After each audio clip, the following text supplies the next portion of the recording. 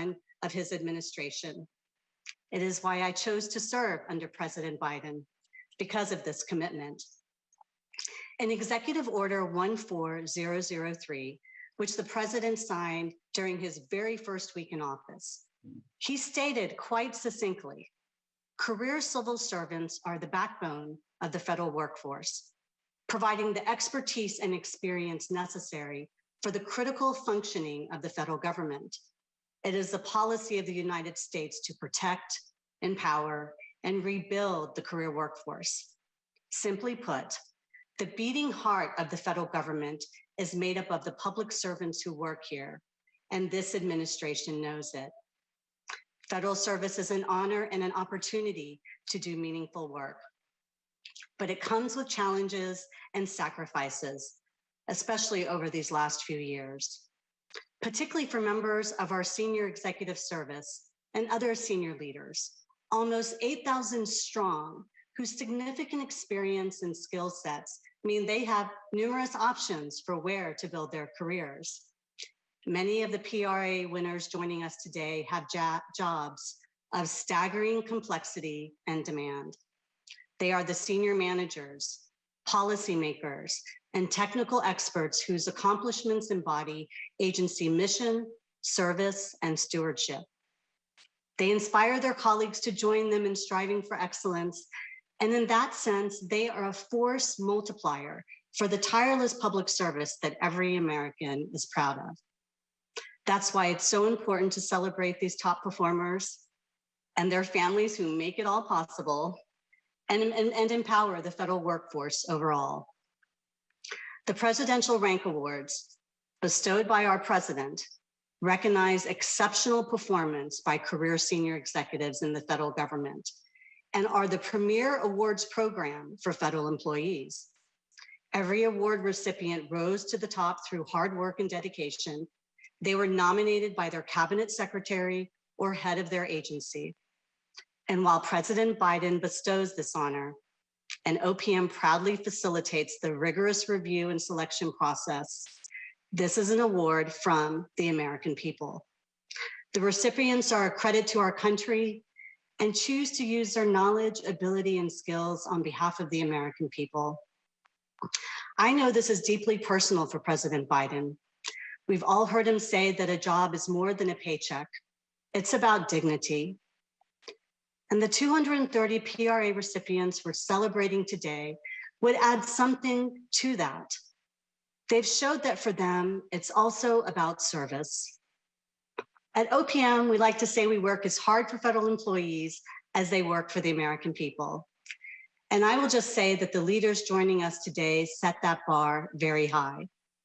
For me, it's a true privilege to be among giants right now and to work to meet the high bar you set for all of us, and to uplift and empower the federal workforce every single day. And with that, it's my honor to turn it over to one of our distinguished Presidential Rank Award winners, Diana Espinoza, Deputy Administrator of the Health Resources and Services Administration, along with the President of the United States, Joe Biden.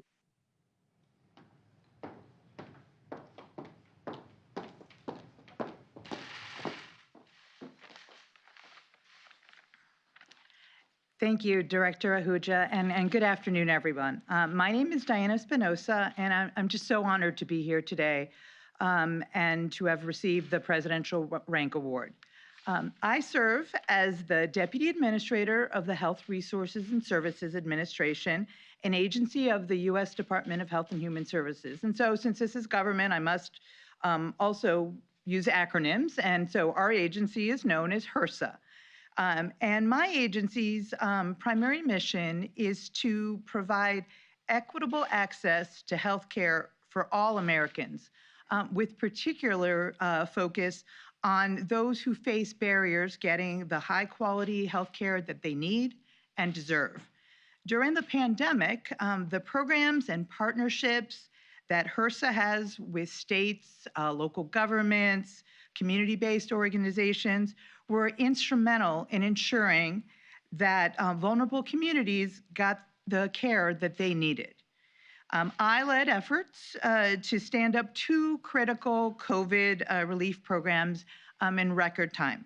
The first one was an uninsured program that paid claims reimbursement for providers who delivered testing, treatment, and care to and vaccinations to uninsured individuals. This program helped people, everyone, have access to COVID care regardless of their ability to pay. I also led our work to stand up the Provider Relief Fund, which quickly provided funding to healthcare providers across the nation so that they could keep their doors open and continue to provide the care that the American people need. When I look back on the incredible work that I've been part of for the past couple of years, I have to say, you know, I'm amazed. I'm proud.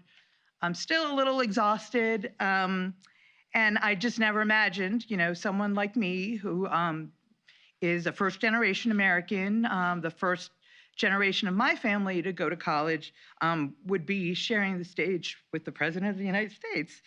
And so I say we all get called to service in different ways. And I know that, you know, in my years of public service, especially over the last couple years, one thing that I certainly know is that public servants really know how to step up and provide the services and programs the American people need, especially when they need them the most. And so thanks for having me today. And now please join me in welcoming President Joe Biden. Congratulations. Thank you. Congratulations. Well, thank you all. Karen, thank you for the great job you're doing leading the Office of Personnel Management. And thank you, Diana. Diana, thank you most of all for the difference you've made. You've really made a difference in people's lives. You saved people's lives in the process. Helping speed resources to the hospitals and healthcare workers in the front lines when they needed the help the most. Because you and your team delivered, there are families who gather around a dinner table tonight and it's completely filled. There's no empty chairs. 1 million people have died.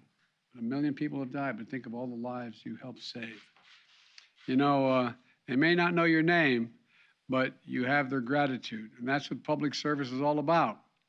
It's that what the President's Rank Award is all about.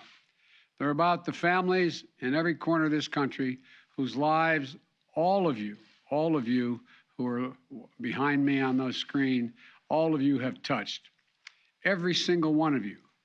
Those families may never know your names, but you have their gratitude.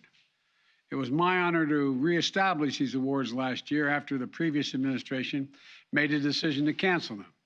Because these awards are about more than individual recognition. They're a reminder to all of us, to everyone, of the extraordinary capacity, creativity, diversity, and dedication of our federal workforce. And a reminder of why you all the work you do matters so much. You know, a couple weeks before I was sworn in January 2021, I sent a message to all career civil servants. And I meant it at the time, and I still mean it. I told them that we're a team, one America, and I meant it. Over the last 15 months, you've helped us deliver so much to the American people, helping stand up a wartime efforts to get the country vaccinated, getting checks into people's pockets of families who needed help, literally just to keep food on the table, keep a roof over their heads, helping communities rebuild in the wake of storms and wildfires, and caring for our veterans, cleaning up the polluted lands and waters, implementing the bipartisan infrastructure law to deliver good-paying job opportunities and game-changing investments to communities all across America, and so much more. Most of all, you restored the faith of millions of Americans in their government, that their government sees them and hears them, that we listen to them, respect them, and reflect them. You're helping restore their faith that democracy can deliver in America. And by restoring their faith and coming through for them today, you're helping strengthen our country for tomorrow in a literal sense. Look, you and your colleagues couldn't have done if you had opportunities looking back on it, probably you could have done anything, almost anything with your career. You're so talented. But you chose public service. And the families in every corner of this country are better off today because you made that choice. Not only are you helping to confront the great challenges of our time, you're showing America, the world, that we can do what we can do when we come together and lead with honor and integrity, as you all have had being recognized today, with a federal government that looks like America and gets things done for all Americans. So I want to say simply thank you, thank you, thank you. Not only to you, but to your families as well, for the sacrifices you've all made to serve our nation and to deliver for all the folks around the kitchen tables tonight and today and this morning and tomorrow and the next day, who might never know your names. It makes a difference. I hope that these awards remind each of you of why you're here and why it matters. So let's keep it up. Let's keep delivering for the American people, because I tell you what, we work for them and we have to do our job, and you're doing it incredibly well. Thank you for all your exemplary work, and congratulations to all of you. And may God bless you all, and may God protect our troops. Thank you all so very, very much. Thank you. Mr. President, when are you meeting with Austin Tice's parents? Today. Mr. President, have you made a decision on student loan debt? Not yet. Do you plan to commemorate 1 million deaths from COVID, sir?